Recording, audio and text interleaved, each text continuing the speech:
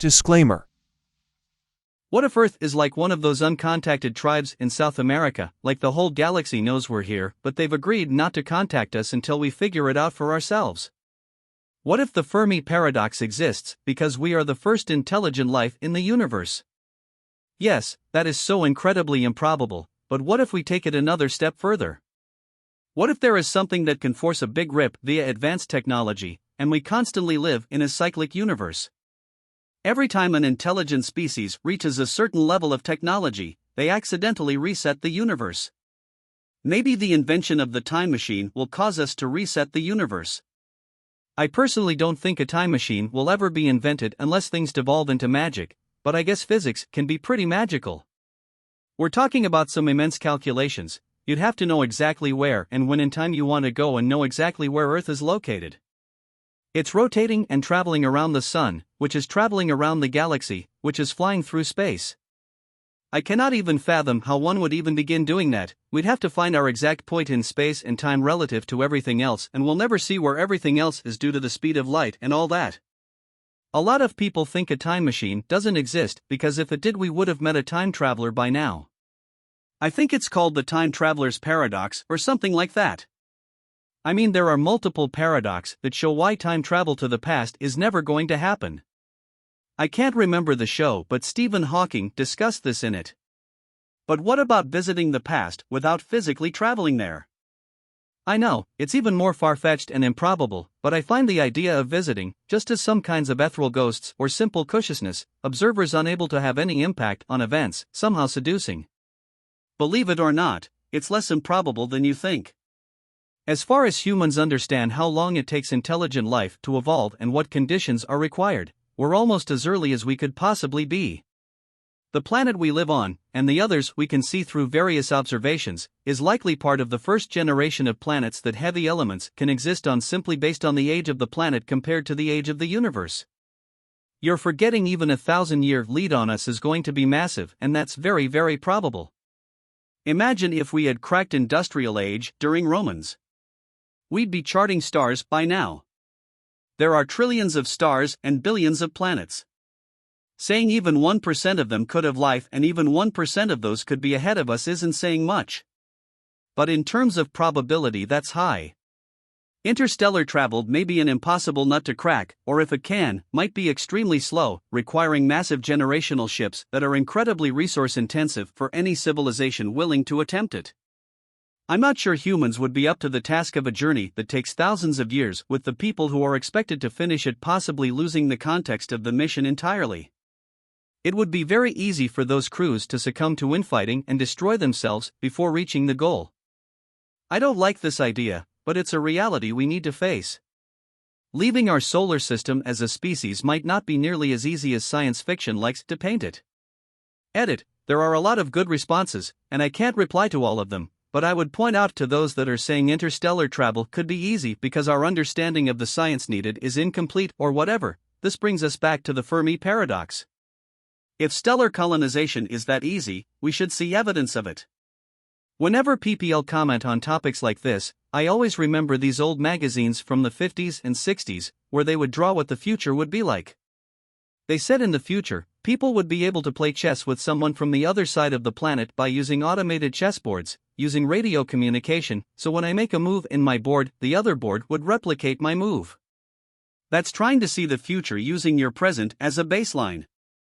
They just had no idea. We can't talk about what will be possible or not in the future. It's just innocent. Once Holden opens the ring gates, it will be much smoother sailing. What if the people that were abducted by aliens were actually abducted by some alien TV host equivalent of the crocodile hunter, or he abducts a human and shows it off? Crikey, what an interesting little fella this is. I'm gonna try a bigger anal probe. Ooh, he's angry. Oi, I'm gonna stick this lead pipe right up its butthole. That'll piss it off. Aight, he actually really likes it. Cricky. It seems to be enjoying it. They probably treat us like animals on National Geographic. Attention unidentified spacecraft, you are approaching the planet Terra. Terra has been designated a primitive wildlife zone, and has been designated off-limits to interstellar travelers by the Galactic Council. Cut engines and prepare to be boarded. Failure to comply with this demand will result in hostile action. Them calling the Earth by its Latin name implies the Romans really did end up conquering the galaxy. That's the premise of Hitchhiker's Guide to the Galaxy, except for the waiting for us to figure it out part. That's actually one of many theories about SETI and alien life. That they're so far ahead of us on the Kardashev scale that for them to try to communicate with us would be like us trying to communicate with ants or amoebas. I like the evolutionary trajectory theory version of this. The comparison doesn't even need to be as jarring as humans and ants, it can be as simple as humans and apes. That 2% difference is what makes the difference between our two species. Now imagine another 2% in the same trajectory away from us, humans. So advanced that they might be playing Half-Life 3 already. And crop circles are just teenager aliens doing graffiti.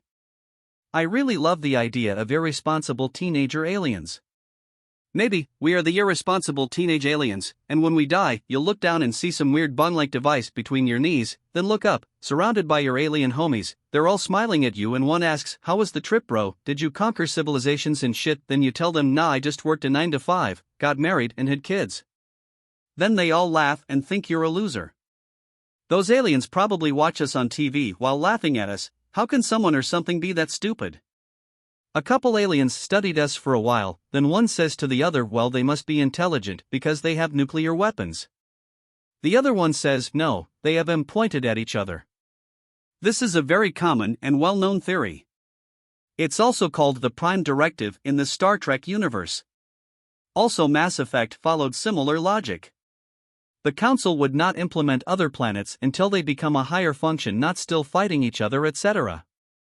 Once they have the means to find their interstellar transportation methods, then they can join the Citadel. It made me change my life purpose to hopefully one day seeing humanity unify enough that if this is a thing, then we can be a part of it. Even if they wanted to, they couldn't come to the Sol system, though. Our mass relay was frozen inside Pluto. In fact, I don't think the Council even knew about humans until we booted up our relay. Everyone assumes that there are these superior entities that can conduct out-of-this-world actions.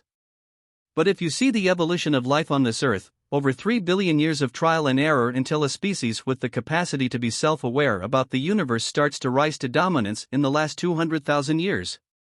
Only 10,000 since we've been having the amount of exponential progress we see today.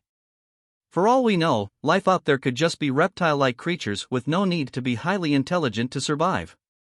Perhaps we're the beginning of the alien species.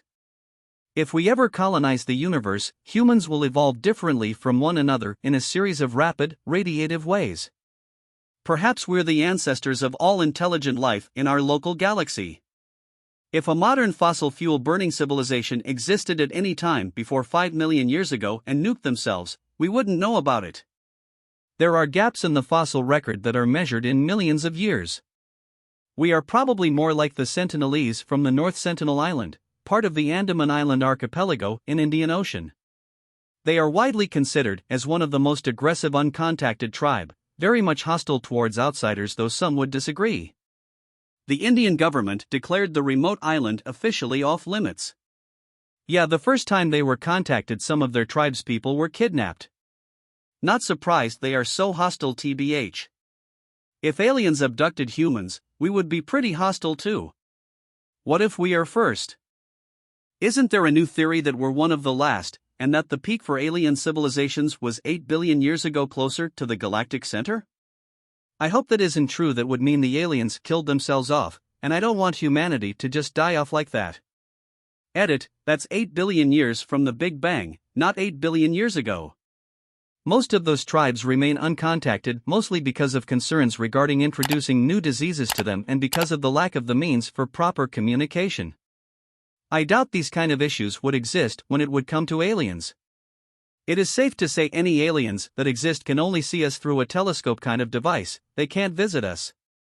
A light year is no joke, and the rules of physics, chemistry and biology is going to be the same for anywhere else. The distance is just too much to make visiting a planet outside our system and theirs for them to be worth the energy and time it would cost. Even if you built a rocket that travels through space at Mach 10, you still won't get past 0.001% of a light year. There are at least 4 light years between us and the next closest system. A light year is no joke. You can also watch other videos by going to the channel. I will be pleased if you like them.